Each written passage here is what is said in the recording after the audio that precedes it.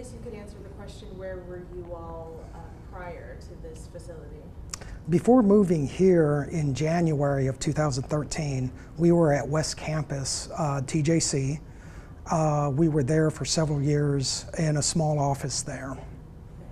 And then when did you all move to this facility? Just this year in January, we started the new year off in the new facility. Okay. And are you able to answer why, or would that be?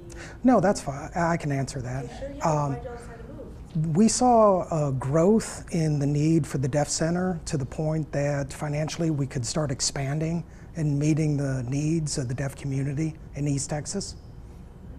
And why specifically this place?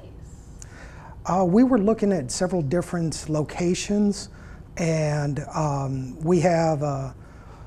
we were told about this location from the Feliciano financial group upstairs.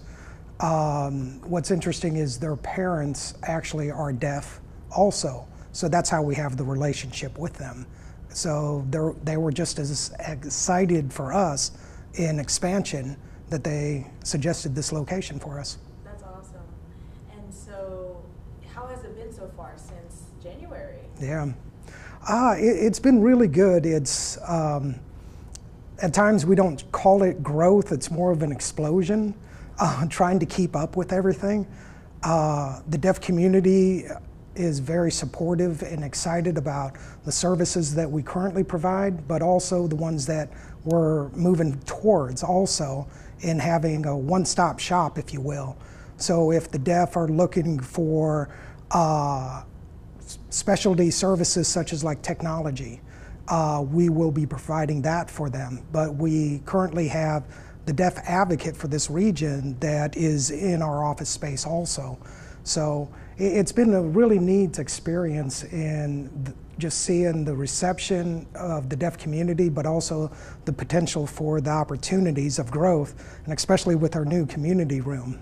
Yeah, and should I save that question for? Yeah. Okay, I was gonna also ask, have you been here since 2012? I personally started on the board of directors in 2014. And I've been on the board all the way up until this year.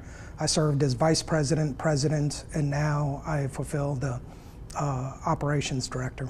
Okay, and the reason why I ask that is because I kind of want you to talk about the what it was before in the beginning of 2012 in terms of the deaf community and how you have seen it grown to this day, 10 years later or more. Yeah. The deaf community has always had a presence here, but there was never really a lot of services offered for them.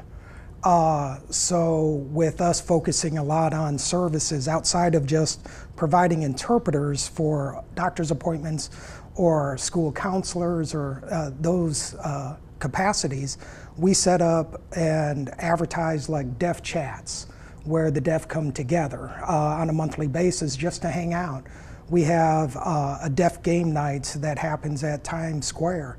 So it's getting out there that we actually offer a means for the deaf to come together in fellowship and connection and just a community sense.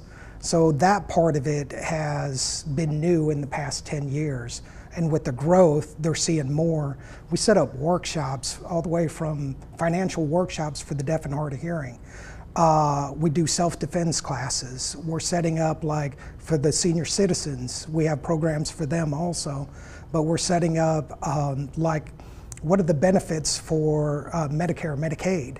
How do they process that? How do you apply? What are the deadlines? We're working on that workshop right now. So that's the aspect that the deaf are coming around, is making sure that they have accessibility to the services that are available, because the breakdown of communication, being deaf and hard of hearing, there's been struggles with Medicaid, Medicare in meeting deadlines because they were unaware of it. So that sort of thing has really been exploding over the last 2 years.